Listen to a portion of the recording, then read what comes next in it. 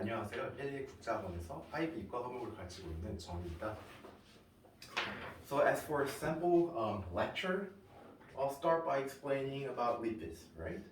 And in IB level, one of the most important, one of the most common question will be asking you to write 3 advantages or 3 roles of lipids. In fact, there are 5 major roles, and you have to write any 3 of them. The first of all, most important roles of lipid is to store energy. All right. If you eat excessive amount of carbohydrates, they will be either stored in the form of glycogen or fat. The second is to insulate. And as you know, insulate is a fancy word for keeping you warm. And third is hormone. Okay, a hormone I'll be explaining in more detail later, but it's one of the 2 ways of cell communication, right? Fourth is protection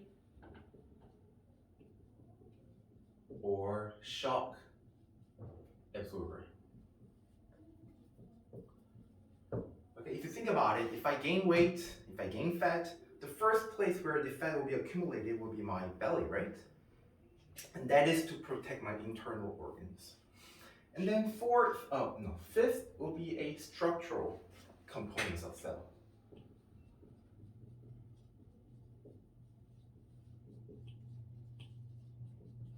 And then as you know,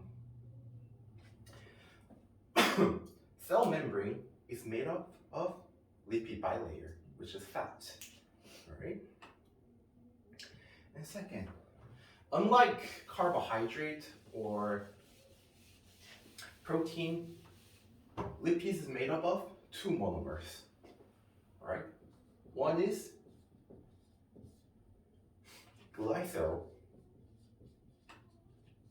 and 3 fatty acids. You will be expected to memorize the exact structure, chemical structure of both glycerol and fatty acids. Okay, glycerol is always the same, right? It's fixed. So we have 3 carbons and OH, 3 OH, and rest of them are hydrogen. Okay. However, fatty acid, the structure of fatty acid might vary. However, the common thing is that it has HO, C, double bond O, and then you have branch of carbons. All right, and the number of carbons in detail might vary. Okay, they can be 10, 20, maybe up to 60. All right, good. And then, of course, there will be 3 of them.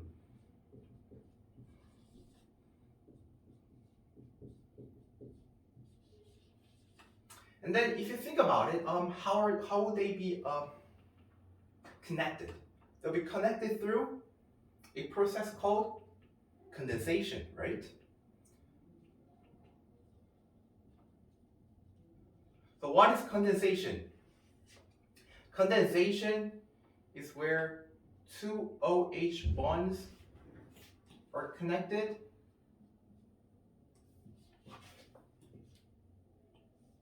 giving out H2O, right? Okay, actually there we go. Okay, so condensation reaction, water comes out, and opposite of it will be hydrolysis, where they take water and then bond breaks. Okay? Moving on.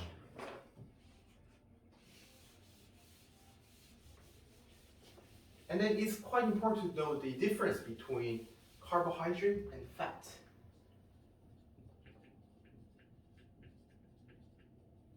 And fat. Okay? And then one of the crucial differences is that one of the crucial difference is the amount of energy it can generate, right? You don't need to know the exact amount of energy in joules, but one thing you have to know is that fat can generate twice as much energy as carbohydrate, all right? If carbohydrate can generate for example, 1 kilojoule of energy, then fat can generate 2 kilojoules of energy, all right? So half, and then twice, all right? And the second important thing is how they react with water. In fact, carbohydrate is hydrophilic, which means that carbohydrate will readily react with water, and in fact, monomers of carbohydrates like glucose is water soluble. On the other hand, fat is hydrophobic.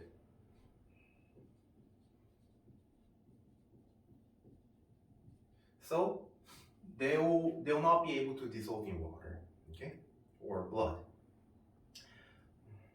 Okay.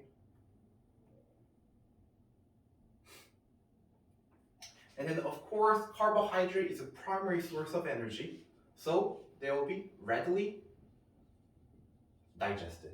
Okay. And for fat, it takes some time to be digested.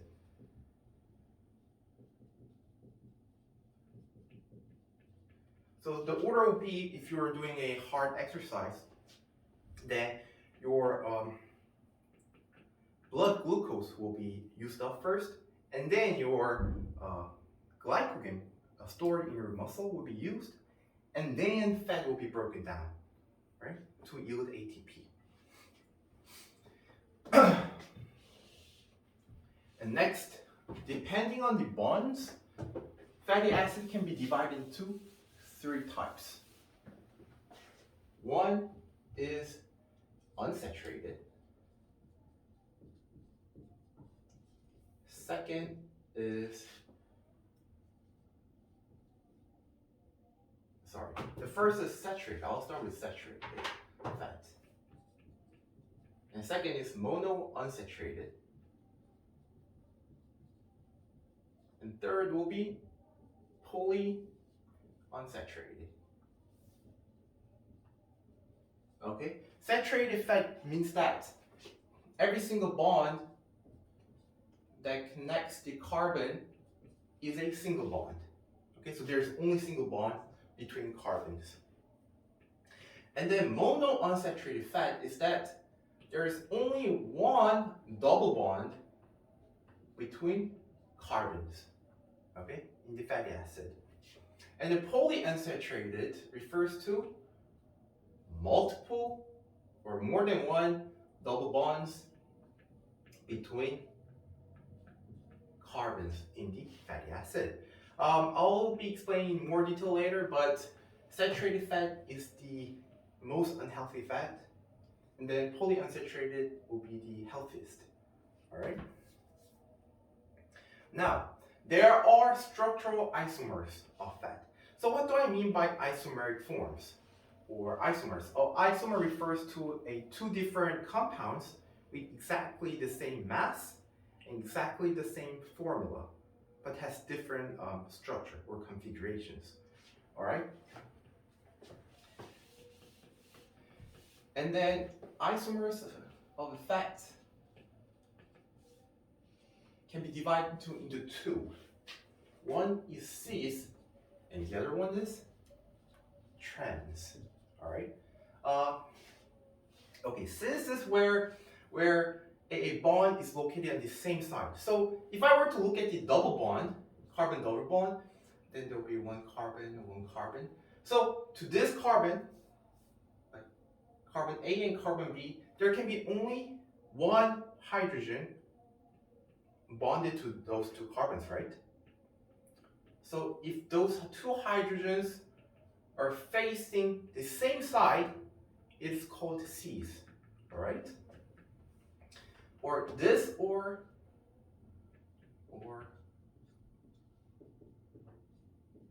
this is also called a cis bond, all right? So the way I remember is you draw C here. So you draw C like that. Right? Like that. So it's like they're on the same side. Alright? Trans, however, refers to a bond where they're located on the other side. Right? Like a zigzag. So I'm going to use the same example. In this case, one of the hydrogens is bonded above and one of the hydrogen is bonded below the carbon. So they're like a zigzag. So the way I remember is this resembles shape of T, right? So this is trans unsaturated fat. Okay.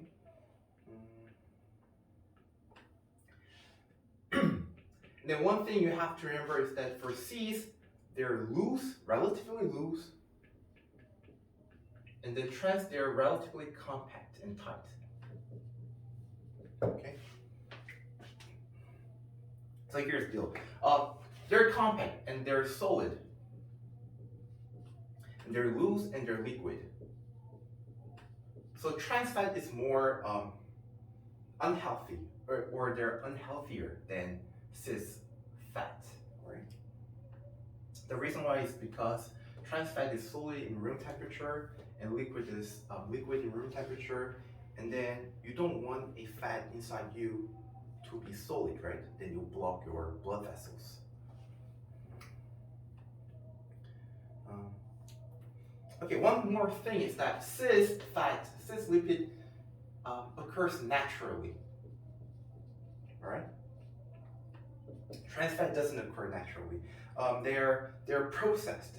So I'm pretty sure almost the first trans fat that was made was margarine, right?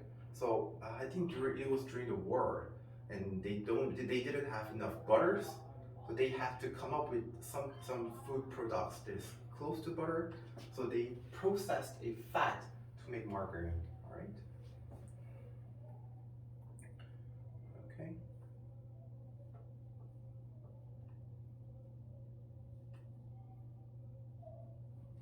And then lipid transport.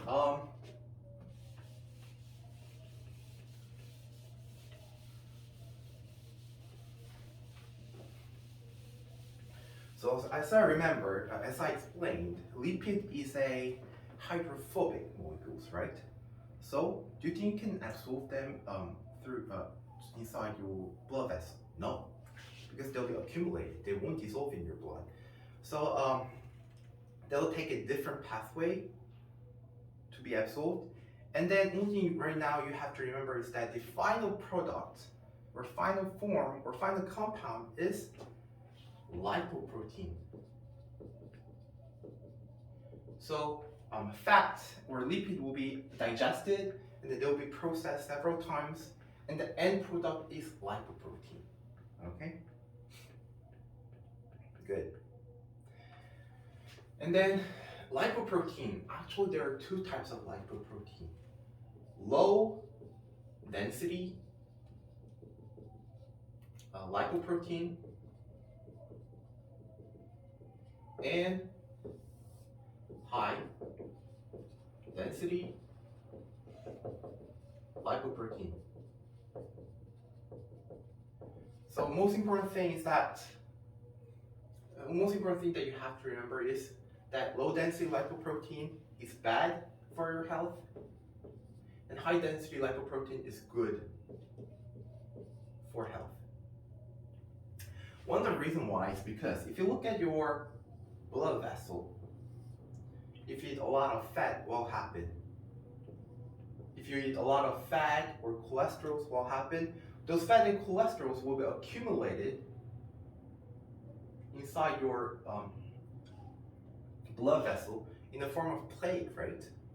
And then this low density lipoprotein is what forms those plaque, right? And then, okay, on the other hand, high density lipoprotein, okay, it is true that they are fat, right? However, high density lipoprotein tends to scavenge those plaques, right? So they try to scrape it off. So it's good. So what can happen? So worst case scenario, what will happen if those plates would block your blood vessel? What will happen? It will increase your blood pressure, right? That itself is very dangerous. However, as the pressure increases, those plate particles might be detached and might block your smaller blood vessels, like capillary tube. Sorry. And then if that happens in your brain, you get a stroke. Okay. So to summarize, cis will increase high density lipoprotein, which is good, right? Trans fat will increase low density lipoprotein, which is bad. And then saturated fat will increase low density lipoprotein, which is bad, all right? Okay. And then on top of that, actually trans fat also decreases high density lipoprotein, so it's worse. So I'm pretty sure you've learned in grade 10 where if you look at the back of your food, they put a list of ingredients in there, right? And then almost always they'll put how much trans fat there are, right? It's because they don't really tell how much cis or they do about saturated fat, but trans fat is the one that they will always include. That's because trans fat is very dangerous for your health, right? Okay, and that's the end of chapter lipids. Okay, and thank you for listening.